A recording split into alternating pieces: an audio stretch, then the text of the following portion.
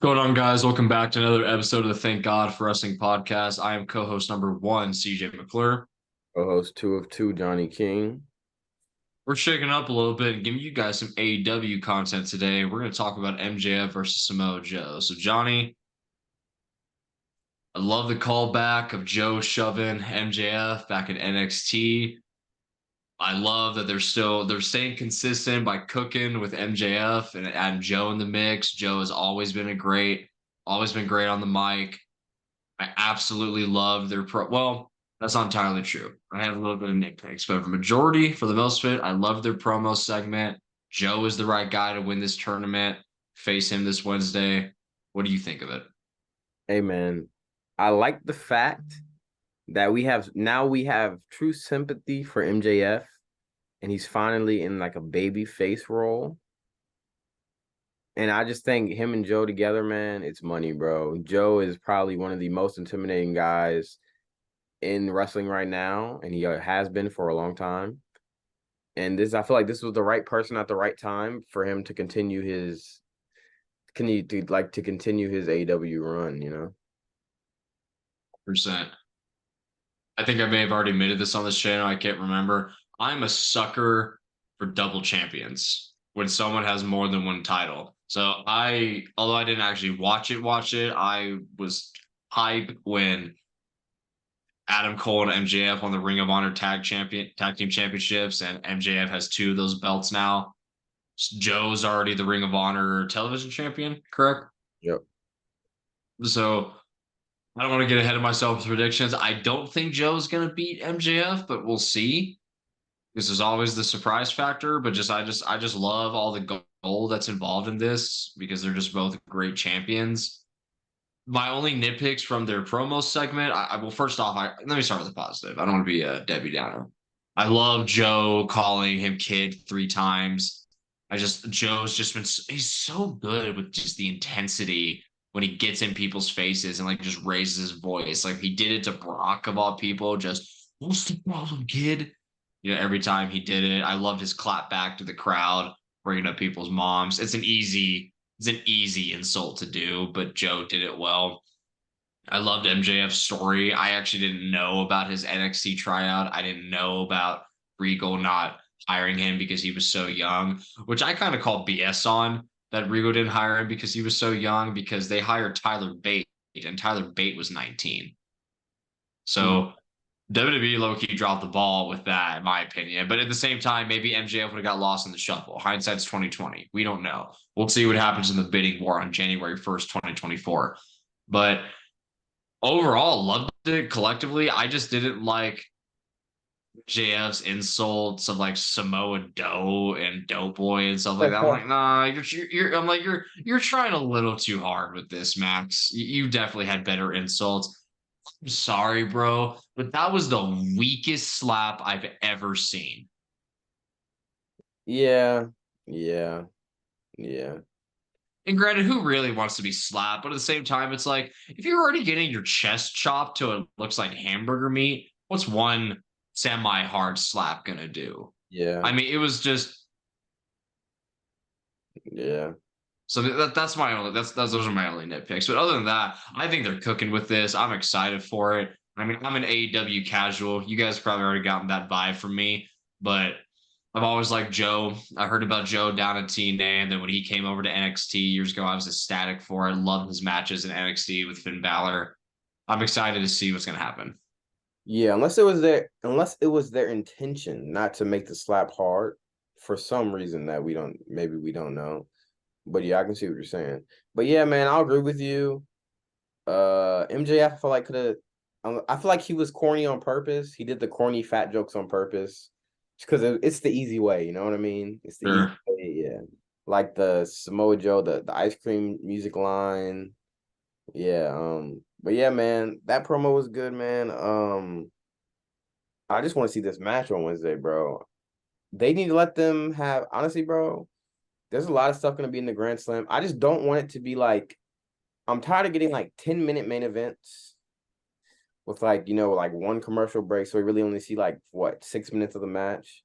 This has to be like a good 30 20 20 25 minute 30-minute match in my eyes. Gotta give him time, and I didn't watch All In. The most I saw was like the last 7 minutes of Aussie Open versus Better Than You, baby. But I did see, I think, the last like minutes of the main event between Adam Cole and MJF. I was just disgusted that they ended that match with a roll up. Please don't end this match with a roll up between MJF and Samoa Joe. Uh, I just don't. Yeah, that was I thought it was a weird way to end it too. But that's CM Punk and some Joe is just a whole different story. But yeah, man, I don't know. I feel like I just don't know which way they're gonna go. Like they could have say they so like they have MJF win, then obviously we know we're gonna get MJF Cole. Or they could have Joe take the belt off MJF.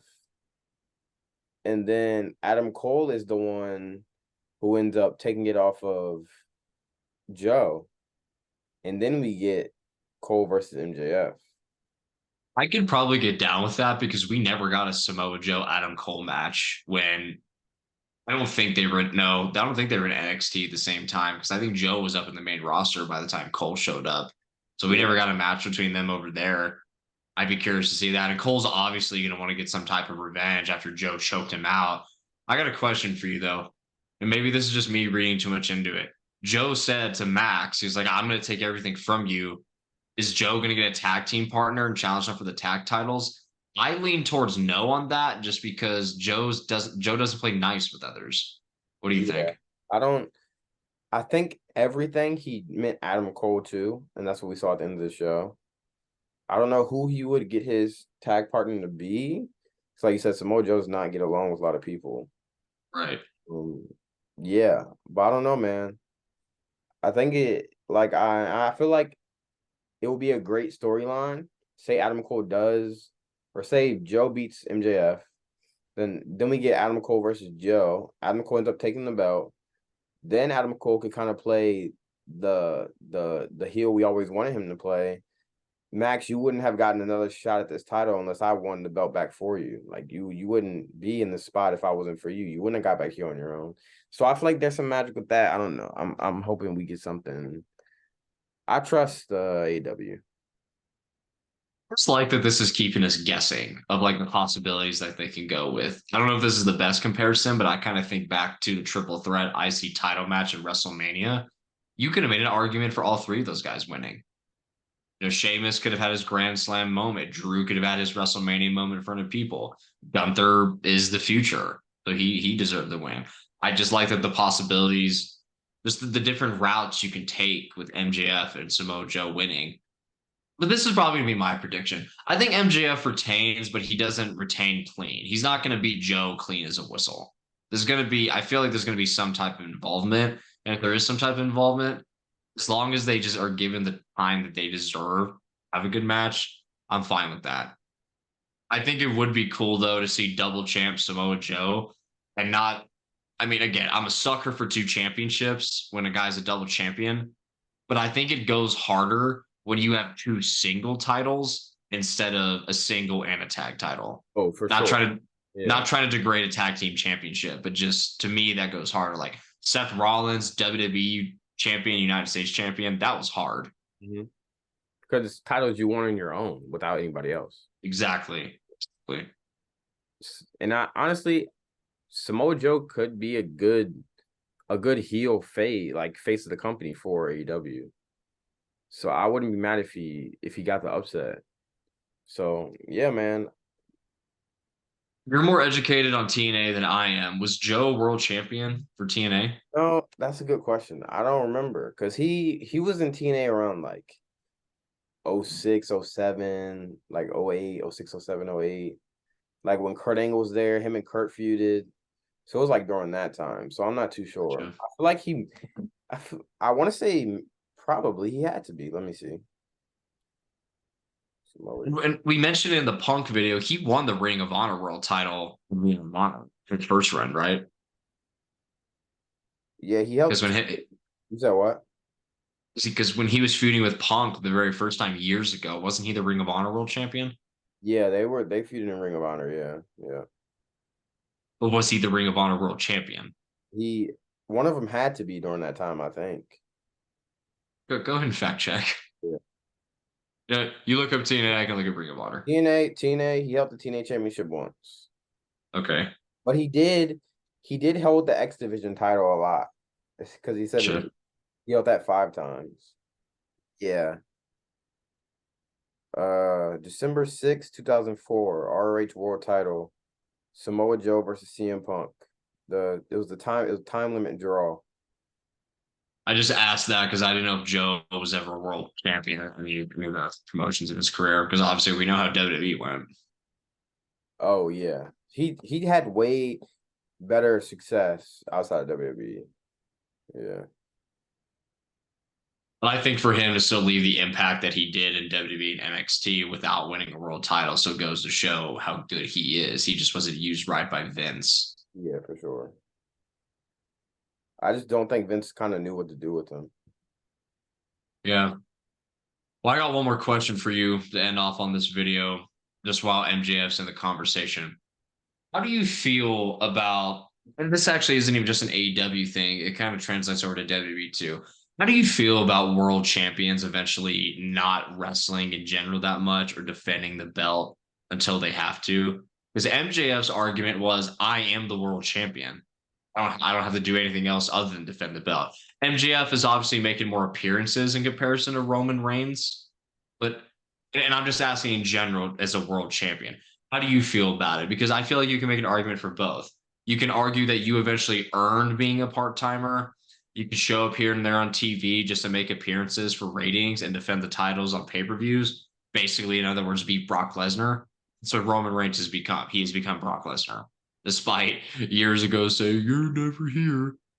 Or you can go the Seth Rollins route and you show up every week and you defend the title wherever you go. Because there were guys that paved the way before that too. I'm gonna be honest, I don't like when a title is just defended for the sake of having a defense. I prefer there be like a story around it. So as long as there's a story, then yeah. But if there's no story, I don't know, I don't really see the point. Unless it's like a mid-card title, okay. But if it's a world championship title, I feel like that's so prestigious that there needs to be long-term story in defending that championship. That doesn't mean that the champion can't make TV appearances and have promo segments. There needs to constantly be a story revolving it. You know what I mean? That makes sense. That's a good point because I know I mentioned a lot on here how big a fan I was of John Cena's US Open Challenge. And when he was doing that, he was making the championship prestigious again. And he was making people look good. And Gunther's done a little bit of that in his reign, defending the IC title on TV. And to your point on the storyline, the last time, if I remember correctly, that Roman Reigns has defended a title on free TV, it was on SmackDown against Matt Riddle. And there was a little bit of a story there, just a little bit between him and Riddle, and that kind of heightened the drama of the match. Like it wasn't just because. So I think that's a good valid point. I mean, I I'm always gonna use that's probably my ace in the deck. I'm always gonna use John Cena's US Open Challenge to show that the more you defend it, and as long as you're putting on good matches, it's gonna make the title prestigious. But I think to your point, with it being the world title, the championship, there has to be some story, even if it's just for a couple weeks of just beef between Roman and Riddle. Yeah. Yeah. But yeah, that was something on my mind, just because I know MJF has been criticized about that and he clapped back at it. But those are all my thoughts. We wanted to give you guys a little bit of AEW content for once. I have nothing else unless if you got something else, Johnny. Oh man. Grand Slam on Wednesday, so we'll see the story play out. Until then, enjoy your guys' week of wrestling. I'm CJ McClure, and thank God for wrestling. Yes, sir. Johnny King, man. Thank God for wrestling. We'll see y'all in the next one.